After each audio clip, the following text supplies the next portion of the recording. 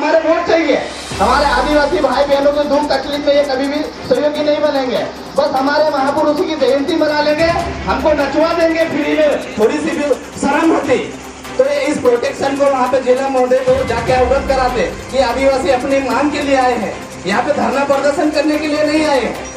यहाँ का एसपी हमारे से आके बात करता, यहाँ का कलेक्टर आके हमसे बात करता। आदिवासियों का मतलब हम समझते नहीं हो शायद, क्योंकि अगर हमने हमारी ग्राम सभा स्टार्ट कर दी तो शायद आपको नहीं पता है कि आपका सामान्य प्रशासन हमारे पे लागू नहीं होता है। भारतीय संविधान का आर्टिकल 13(3) को मैं आपको आज पढ़ के बताऊंगा, ऐसे नहीं बताएंगे हम। दादा क्या होता है कि हमारे लोगों को मालूम नहीं है भारतीय संविधान का आर्टिकल 13(3) क्या कहता है। आज इनको सुनाना पड़ेगा तभी इनको समझ में आएगा। और यहाँ तक इनको जो स्वतंत्रता दी गई है वो नागरिकों को स्वतंत्रता दी गई है। क्या में लिखा हुआ है कि विधि के अंतर्गत भारत के राज्य क्षेत्र में विधि का पद रखने वाली कोई आदेश, अध्यादेश, उप विधि, नियम, विनियम, अधिसूचना, रूढ़ी और प्रथा। साथियों, जब रूढ़ी प्रथा की हम बात करते हैं, यहाँ पे उन्होंने स्पष्ट लिखा है रूढ़ी और प्रथा, लेकिन उन्होंने उसको डिफाइन नहीं किया है, फैलाकर नहीं लिखा है, सिर्फ 2 शब्दों में उसको लिख दिया है। लेकिन इतना लिखना भी हमारे लिए बहुत बड़ी बात है।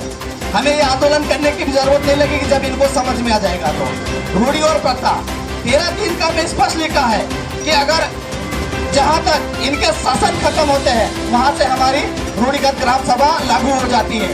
तो आपको मैं बताना चाहूँगा कि जिस जमीन पे हम खड़े हैं, जिस जमीन पे ये इनका कार्यालय खड़ा है, ये इनका है या हमारा है, ये आपको डिसाइड करना। बताइए किनका है ये? क्योंकि ये जो क्या जिला प्रशासन को ये बात समझ में नहीं आती क्या? इनके दफ्तर में बोर्ड लगा हुआ है, हमें बताने की जरूरत नहीं है, हमें आंदोलन करने की जरूरत नहीं है। इनके दफ्तर में, इनके कार्यालय के सामने लिखा है और माननीय शिवराज सिंह चौहान का फोटो लगा हुआ है। लेकिन क्या इनकी आंखों में पट्टी बांधी रखी है? ये जितने भी पुलिस वाले यहाँ पे घूम रहे, इनको नहीं दिखाई देता क्या? ये खुली बोर्ड लगा के बैठे हैं और हमें आंदोलन करने पे मजबूर किया जा रहा है। संविधान को पढ़कर इन्होंने नौकरी नहीं ली क्या? साथियों, आज हमें समझने की जरूरत है, क्योंकि जब तक हम हमारे अधिकारों के बारे में नहीं जानेंगे, बाबा साहब ने जो संविधान लिखा है उसको नहीं समझेंगे, तो ऐसे अत्याचार दिनों दिन बढ़ते जाएंगे। कोई ट्रैक्टर से घसीट के मारेगा, कोई ट्राली से घसीट के मारेगा, लेकिन इन लोगों को शर्म नहीं आएगी, क्योंकि ये भारतीय संविधान को पढ़ने वाले लोग नहीं है। अब हमको पढ़ना पड़ेगा।